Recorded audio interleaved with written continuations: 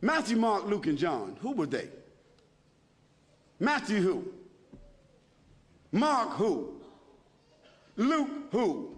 And John who? What were their last names? When did they write? Did they know Jesus Christ? Did they walk with Jesus Christ? Did they eat with Jesus Christ? Did they talk with Jesus Christ? Did they even meet Jesus Christ? The answer is no, no, no, no. Conclusively. The earliest of them that wrote 40 years after Jesus Christ, so they never met him. The last of them wrote 80 years after Jesus Christ, never met him. The other thing is, all of them seem to have written the gospel according to. Now, when you write a letter, do you sign it according to?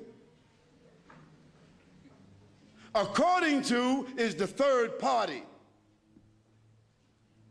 If Joanne or Jackie or Bobby or Johnny told me something and I wrote it, I would say according to Joanne, Jackie, Bobby, or Ronnie, according to.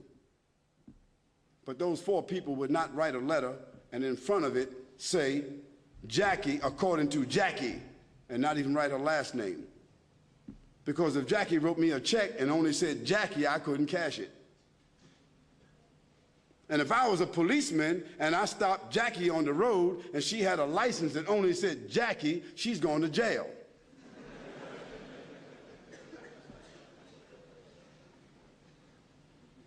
Where in the world is a document with only one name of four different writers that did not meet the one whom they're writing about? Where is that accepted in the whole world? Nowhere except in the Bible. And the church fathers and the church writers and the Christian historians, they all agree that perhaps those four writers themselves were only pen names. Because a writer would not write his first name according to. And there's a great amount of suspicion that the man called Paul, Saul of Tarsus, that because he wrote all the books from Acts all the way to the end of the New Testament, how many books is that? How many? 16, 15, 17, 19? All the books of Acts on, Colossians, Ephesians, Corinthians, Romans, Galatians, all of those books are written by whom? Paul, Saul of Tarsus, another man who never walked, who never talked, who never met, who never ate, who never prayed, who never knew Jesus Christ. Isn't that something?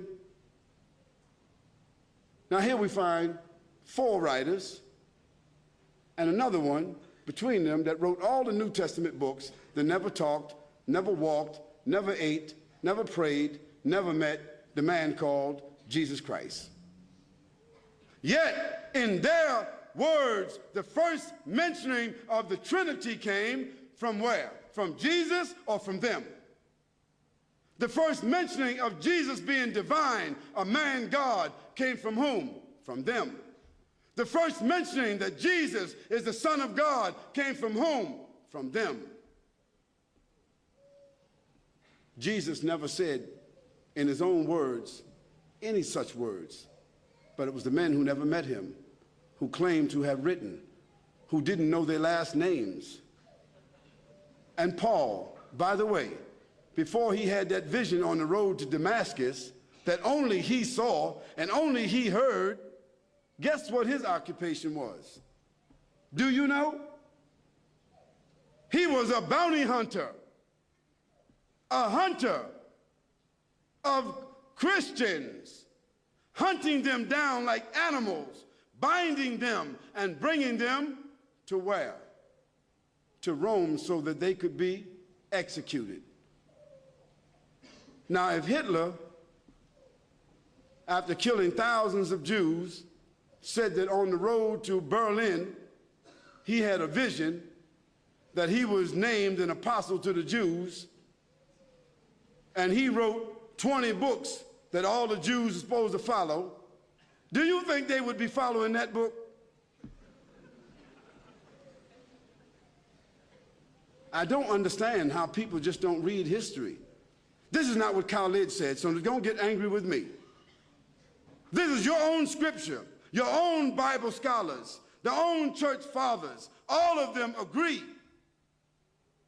that Paul never met Jesus, that Matthew, Mark, Luke, and John never met Jesus. By the way, they were not disciples, nor were they walkers and talkers of the disciples. They were just writers and historians.